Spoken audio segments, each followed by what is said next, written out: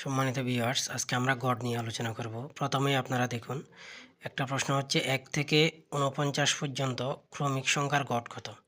তাহলে এক্ষেত্রে সূত্র হচ্ছে গড় সমান পর্যবেক্ষণের যোগফল বাই পর্যবেক্ষণের সংখ্যা। এখানে পর্যবেক্ষণের যোগফল বলতে বোঝাচ্ছে যে যেহেতু সংখ্যা 1 এবং 49 দেওয়া আছে, তাহলে 1 এবং 49 হবে। তাহলে আমরা চলে আসি, তাহলে পর্যবেক্ষণের সংখ্যা কী কী আছে। প্রথমে আছে এখানে হচ্ছে 1, তারপর হচ্ছে 49, যে 1 যোগ 49। তাহলে পর্যবেক্ষণের সংখ্যা কোনটা, তাহলে মোট দুইটা, 1 একটা, 49 একটা, তাহলে মোট দুইটা, সেই হিসেবে নিচে 2। তাহলে যোগ করলাম 49 একে 50 আর নিচে হচ্ছে 2। এটা যদি কাটাকাটি করি তাহলে 25, তার মানে এটা উত্তর হবে 25। এর পরেরটাতে আমরা চলে যাই, 1 থেকে 20 পর্যন্ত বিজোড় সংখ্যাগুলোর গড় কত। তাহলে এই ক্ষেত্রে গড়ের সূত্র হচ্ছে পর্যবেক্ষণের যোগফল বাই পর্যবেক্ষণ সংখ্যা, সেম। তাহলে এখানে একটা জিনিস আপনারা খেয়াল করেন, আমি দিছি 1 যোগ 19, তাহলে এখানে 19 কেন?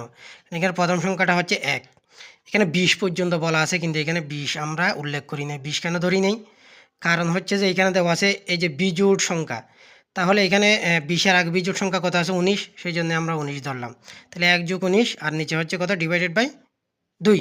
তাহলে উপরে হচ্ছে 19 আর একে 20 আর নিচে হচ্ছে 2। 2 দিয়ে যদি 20কে আমরা কাটি তাহলে আর কত থাকে? 10। সুতরাং এটা উত্তর হবে 10।